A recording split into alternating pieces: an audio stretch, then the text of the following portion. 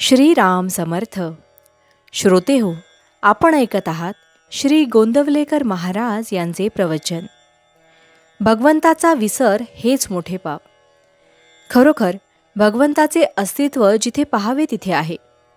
भगवंत आहे की नाही हे जाणण्याकरिताच बुद्धीची देणगी आपल्याला मिळाली आहे. भगवंताचे मर्म ओळखायला मी कसे वागावे हे पाहावे. ज्यांनी भगवंताला जाणले त्यांनी भगवंताला काय आवडते हे सांगून टाकले आहे. सर्व विषयवासना सोडून भगवंताला शरण जावे हे त्यांच्या सांगण्याचे सार आहे. हे आप्तवाक्य आपण प्रमाण मानले पाहिजे, कारण स्वतः अनुभव घेऊन म्हणजेच स्वतः मुक्त होऊन त्यांनी आपल्याला मुक्तीचा मार्ग दाखवला. जन्ममरणापासून जो आपल्याला मुक्त करतो तो खरा आप्त. जे भगवंताचे होऊन राहिले त्यांना जगाची भीती नाही वाटत. आपण विषयांना नेहमी शरण जातोच की नाही, मग भगवंताला शरण जायला का भ्यावे? खरोखर सर्व चमत्कार करता येतात, पण भगवंताला शरण जाणे फार कठीण आहे. नामस्मरण करू लागलो तर विषय हात धुवून मागे लागतात.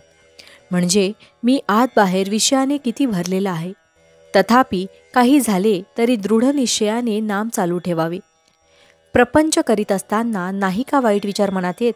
मग परमार्थ करीत असता तसे आले म्हणून भ्यायचे काय कारण? प्रल्हादाने एकदा नाम घेतले ते शेवटपर्यंत काही सोडले नाही. त्या नामानेच तो तरला, त्या भावनेनेच तो उद्धरून गेला. म्हणून ही भावना वाढवण्याकरिता आपण नामाचे अखंड स्मरण ठेवावे. आपली पापे मनात आणू नयेत. माझा पूर्वसंस्कार मी आपल्या बुद्धीनेच ठरवतो, नाही का? स्वतःचे मन स्वतःला खाते, याला काय करावे? काल झालेले आज नाही सुधारता येणार, पण चालू क्षण मात्र वाया दवडू नका. निराश कधीच होऊ नका. प्रत्येक साधन आपल्या परीने श्रेष्ठच आहे. साधनाला पतिव्रतेसारखे मानावे. भगवंताचे होणे हे सर्व साधनांचे आणि धर्मांचे मूळ आहे हे पक्के ध्यानात ठेवावे. प्रपंच पुरा होण्याकरिता आपण मरेपर्यंत काम करतो, मग भगवंताचे होण्याकरिता, भगवंत जोडण्याकरिता थोडे कष्ट का घेऊ नयेत? खरोखर भगवंताचा विसर पडणे याहून दुसरे मोठे पाप नाही. देव हवा असे वाटणे ही देवाची बुद्धी आणि विषय हवा असे वाटणे ही देहाची बुद्धी. वासना म्हणजे देवाच्या विरुद्ध असलेली आपली इच्छा. ही वासना म्हणजेच विषयांचे हवे नकोपण जसजसे कमी होईल तसतशी बुद्धी नामात स्थिर होत जाईल.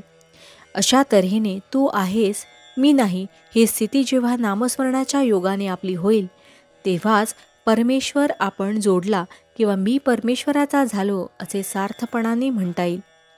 निधिध्यासाने आनंद साक्षात्कार होणे हाच मोक्ष होय.